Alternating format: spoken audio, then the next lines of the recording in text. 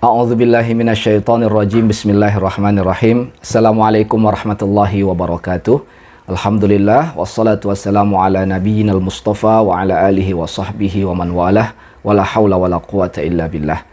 Pemirsa Abkar TV yang dirahmati dan dimuliakan Allah Subhanahu wa taala, tentunya kita pernah berjumpa atau akan berjumpa dengan fenomena gerhana. Gerhana ini disebutkan oleh Rasulullah Sallallahu Alaihi Wasallam, baik itu gerhana matahari maupun gerhana bulan, sebagai bagian daripada tanda-tanda kebesaran Allah Subhanahu Wa Taala. Tidak terkait dengan kelahiran seseorang atau kematian seseorang, tapi ini adalah bukti dari kebesaran kekuasaan Allah Subhanahu Wa Taala. Gerhana matahari diistilahkan dengan kusuf, sedangkan gerhana bulan diistilahkan dengan khusuf. Nah, untuk kesempatan kali ini saya insya Allah akan membersamai para pemirsa sekalian terkait bagaimana tata cara kita melaksanakan sholat sunnah gerhana bulan. Sholat sunnah gerhana bulan ini bisa dilakukan secara berjamaah, bisa juga dilakukan dengan sendiri-sendiri. Hukumnya adalah sunnah muakkadah. Kapan waktunya? Waktunya dimulai sejak gerhana tersebut mulai atau terjadi sampai dengan gerhana tersebut selesai. Jadi tergantung durasi daripada peristiwa gerhana tersebut. Nah, ketika dia sedang berlangsung, maka disitulah waktunya kita melaksanakan sholat sunnah gerhana. Pemirsa yang dirahmati Allah Subhanahu wa Ta'ala, sholat sunnah gerhana bulan ini dilaksanakan sebanyak 2 rakaat. Apabila kita melaksanakannya dengan berjamaah, maka tata caranya adalah sebagaimana kita sholat sunnah lainnya, yaitu sebanyak 2 rakaat. Akan tetapi terjadi perbedaan pada saat ruku' dan berdiri. Kita bahas secara urut. Caranya adalah pertama kita mengangkat takbiratul ihram seperti biasa, memulai sholat dengan takbiratul ihram sembari di dalam hati kita meniatkan. Bunyi niatnya adalah usolli sunnatal khusuf raka'ataini. Apabila sebagai imam, imaman. Apabila sebagai makmum, makmuman lillahi ta'ala. Setelah kita takbiratul ihram dan berniat, maka kita membaca doa iftitah, lalu membaca surat Al-Fatihah, dan setelah membaca surat Al-Fatihah dilanjutkan dengan membaca ayat Al-Quran. Dianjurkan kita membaca surat Al-Baqarah, atau boleh juga dengan surat-surat yang lain. Lalu setelah itu ruku'.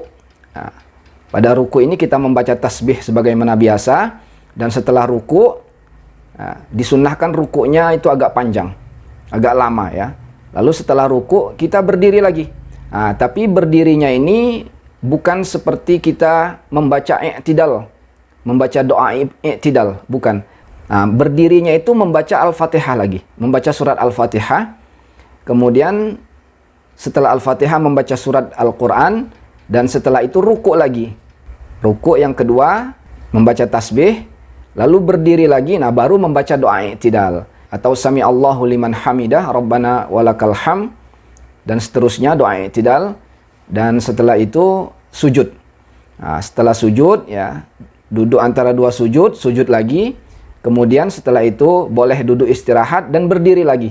Nah, pada rakaat yang kedua ini sama seperti rakaat yang pertama. Kemudian tahiyat akhir, kemudian salam. Nah, itulah tata cara melaksanakan sholat sunnah gerhana. Lalu bagaimana jika kita ingin melaksanakannya sendirian? Melaksanakan sholat sunnah gerhana bulan ini sendirian? Maka kalau dalam pendapat mazhab Hanafi dan mazhab Maliki, itu tata cara melaksanakannya seperti kita melaksanakan sholat sunnah pada umumnya. Jadi 2 rakaat pada umumnya, termasuk ruku' tadi sekali saja. Berdirinya juga sekali saja. Jadi seperti kita sholat sunnah pada umumnya. Setelah kita berdiri, membaca Al-Fatihah, kemudian membaca ayat Al-Quran, lalu ruku'. Pas ruku' itu, setelah itu berdiri i'tidal, bukan berdiri yang harus ruku' seperti yang tadi saya jelaskan.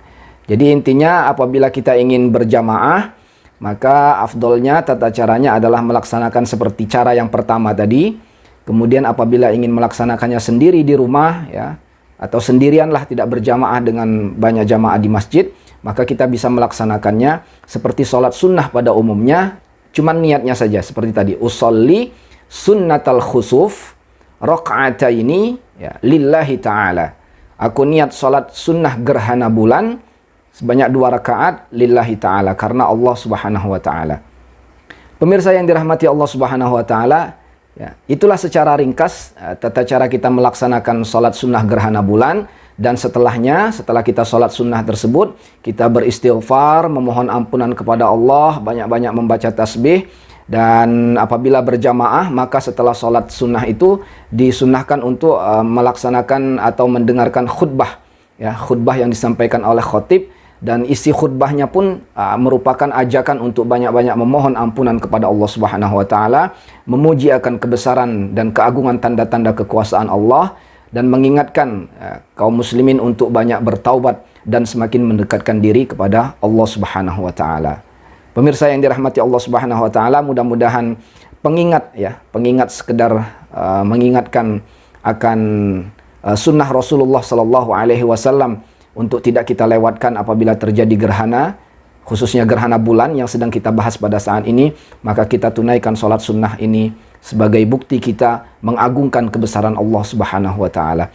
Terima kasih, semoga bermanfaat. Wal afwa minkum. Assalamualaikum warahmatullahi wabarakatuh.